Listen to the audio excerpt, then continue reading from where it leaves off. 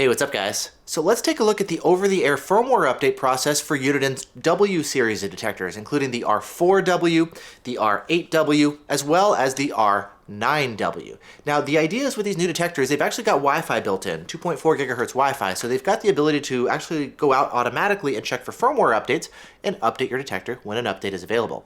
Now, I've done a video in the past going over how to get the detectors connected to a Wi-Fi hotspot using Uniden's RTAC app, and so you can check out that full video to learn more about the actual pairing process. Now, at this point, I've got both of these windshield mount detectors here paired to Wi-Fi, and so I want to go ahead and take a look at the update process itself. There's now firmware updates available here for both of these detectors, so we're going to go ahead and get them updated. Now, there's a couple things specifically that I want to take a look at. First, we're going to go through the normal update process. I want to see things like, well, what happens when there's an update available? How does the detector notify you? Or how do you manually go out and check for updates? And then how long does the update process itself take? How easy is it to accomplish, etc. And then afterwards, once we update one of the detectors, I also want to go ahead and maybe try to break things a little bit, kind of by accident. Let's say, for example, you've got the detector installed in your car, and you, for whatever reason, kind of like stop the update process. Maybe you turn off your car, and that cuts power mid-update. Or let's say, for whatever reason, maybe you've got like a flaky internet connection, the Wi-Fi connection drops, and the detector can't update properly. What happens? Does it brick the detector, right? And then maybe you have to like plug it in via USB and update it that way, or restore it in recovery mode. Does it work just fine and you're able to just try again, no problem? So I want to try kind of seeing what happens if something goes wrong as well. And so with that said, let's go ahead and take a look at the update process here for Uniden's Wi-Fi series of detectors. Now to start things off, let's begin here first with the R8W. So we'll go ahead and power on the detector, let it connect to Wi-Fi, and let us know that there's an update available. So when it connects to Wi-Fi, you'll see that icon right up there in the corner letting us know that it's connected, and it should go out and check for an update. Now, that actually took a while. You can see there's an icon that popped up right there next to it to say that an update is available. I don't know exactly how long that was, so I'll just put the number on screen here, but it was actually quite a while. That might be an issue if you're just like, got it plugged in here at home and it just connects into your driveway or something and you just drive away. You may not actually know whether or not there's an update available. So I would actually like to see that process be much quicker to connect to the internet and let you know when an update's available. I also noticed that when it pops up, there's no sound. I do have the audio turned up, like you can see, but there's no real notification. It doesn't really make it obvious that there's an update available the way there is with an S-Corp, which will say like update available, it'll actually beep and it'll let you know. So it's a really quiet way, and it just kind of depends on you, well, actually seeing that icon there. But once you've got it loaded in, we'll go into the menu. We're actually going to go backwards through the menu. You can see I've got firmware 1.27 currently loaded in.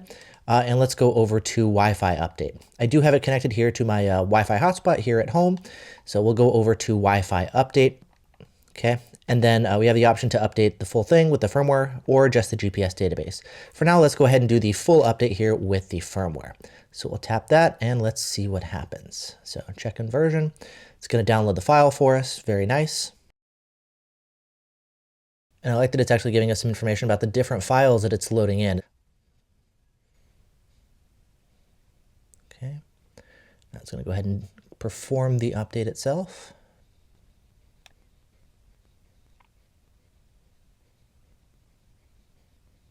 There we go. Looks like now we've upgraded to firmware 1.28, and they've also updated some of the other files like the sound file, GPS database, Bluetooth and Wi-Fi, etc. Okay, press any key to reboot. It's probably going to cycle through and tell us that information again. Cool. I'm not exactly sure how long that took, so I'll just put the number on screen so that we can see exactly how long the update process took. But it says press any key to reboot. So we're going to press it like that, and it's just going to go ahead and power cycle for us. Looks like, let's see, if we go back in, it did maintain my settings. It didn't reset everything back to factory default, so that's kind of convenient there.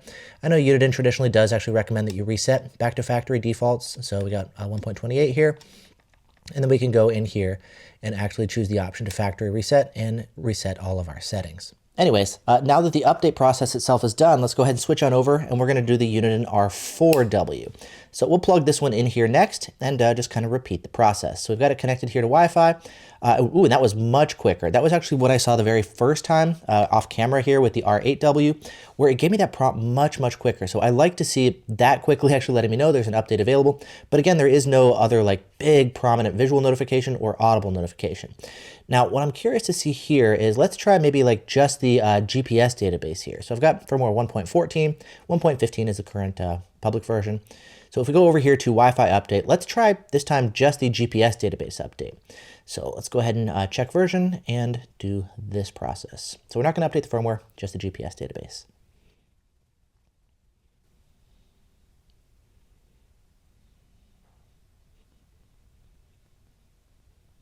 Okay, update completed, and same idea, press any key to reboot, so we'll do that. And then we're going to be up and running with the latest GPS database. Now with the R4W, I want to go ahead and try to break some of the connectivity and see what happens, see if it works fine, or if it winds up bricking the detector and we have to restore it. So let's try that next. We're going to go ahead and go in here first. We're going to go backwards through the menu. Let's go to Wi-Fi update, and we're going to do the full update. And we're going to try here first unplugging the detector while it's downloading. So I'm just going to unplug, boom. So it was downloading 1.15 you saw, and I unplugged it. So let's see what happens. I'm assuming it's going to be just fine. So let's say for whatever reason we turned off our car, right? We got that, and okay, cool. This time it actually loaded in really quickly here as well. Seems like the detector is working here fine. No issue. That one actually makes sense. What I'm really curious about, and this is probably a bad idea, is what happens if you turn off the detector during the update process itself. I don't know, but let's find out. So we'll do that next. Go over here to Wi-Fi update. We'll go over to full. We'll go ahead and let it start updating. And then when the update process itself starts, I'm going to go ahead and pull the power plug as well. And we're going to see what happens. Okay, so it's updating. 3, 2, 1, and pull. Okay, so let's see. Did I just brick the detector or what happens? So it was in the UI stage. Power back on. Okay. So that's not normal, obviously. I don't know if it's like continuing to update. It's not displaying anything here on screen. So we'll give it a minute here, see if it's going to continue the update process or kind of what happens here.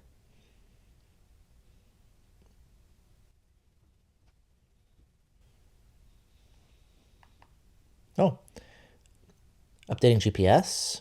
Okay, cool. Looks like that's continuing. Check version.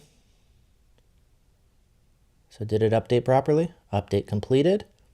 Okay, oh, look at that. It updated to 1.15. That's cool. So it actually handled that power off correctly and safely. Good job, Uniden. I had no idea what was actually going to happen there. So, all right, so it looks like we've updated. Press any key to reboot. We are up and running here. And let's double check. We'll go here into the menu. And there we go. We're on 1.15. So awesome. That was actually great to see. Well done, Uniden.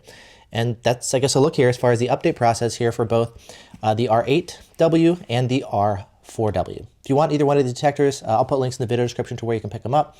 If you want the R9W, the custom installed version, this is only going to be available from local installers. So you can go to Uniden's website to find a local dealer, and they'll help you with the R9.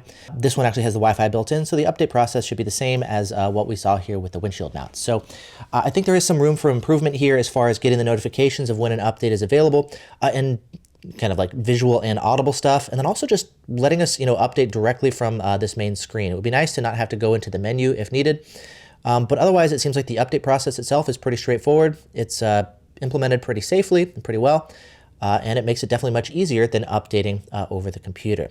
We're still waiting for Mac update software here for these detectors, and currently Windows is the only version that's compatible here with some of these newest detectors.